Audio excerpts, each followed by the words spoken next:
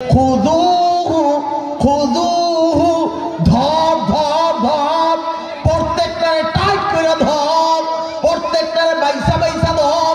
ওই গোলাম দস্তগীর গাজী কই আছে ধর, ওই আন্দা রফিক কই আছে ধর, প্রত্যেকটারে ঘাটটার ভিতরে ধর। খুযুহু ধর, আল্লাহ বলবে ধর। ফাগুল্লু, এগুলোর শিকল দিয়া বাঁধবে প্রত্যেকটারে, গলার ভিতরে টাইট করে বাঁধবে প্রত্যেকটারে। প্রত্যেক নেতা না আজকে নেতাগিরি সব বার করে লাবি, কথা কোন ঠিক কিনা? আরে জোরে কোন ঠিক কিনা? আরে নেতা গো অনুই তো দুনিয়া প্লেস গুড়ে বলাই গেছে, কথা কোন ঠিক কিনা? অনুই তো নাই এই নেতা খেতা, আর দিন তো আর বড় বাহির দিছে। আল্লাহু আকবার কোনটা? আমার ভাইরা, রব্বে কারীম যখন বলবে খুযুহু ধর, ফাগুল্লু, এগুলোকে শিকল দিয়া গলার ভিতরে বেরিবাদ ভালো করে টাইট করে বাঁধবে। এবার আল্লাহ তাআলা বলবেন সুম্মাল জাহিম সাল্লু, জাহান্নামের দিকে ধাক্কায় ধাক্কায় এগুলোকে জাহান্নামের দিকে নিয়ে যা।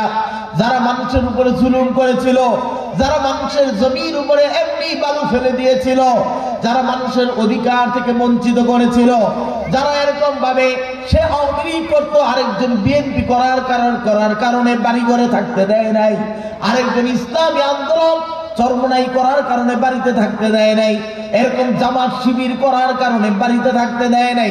আরে তাদের দাপটগিরি কই কই?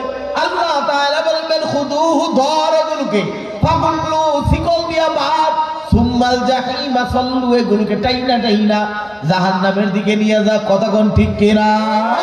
এর ভাই ভালো করে বুঝেন, এমন একটা দিন আল্লাহ তাআলার কাছে আসবে, সেদিন যুবকগুলো, আরে আমার চম্পাড়ার যুবকগুলো কেঁদে কেঁদে বলবে ওয়াকালাল্লাযীনা কাফারু রাব্বানা আরিনাল্লাযাইনি আযাল্লানা, আল্লাহ যারা যায় আমাকে গোমরা করে দিল, আল্লাহ যার কারণে আমি পথভ্রষ্ট হয়ে গেলাম, আল্লাহ যার কারণে আমি জাহান্নামে চলে আসলাম, আল্লাহ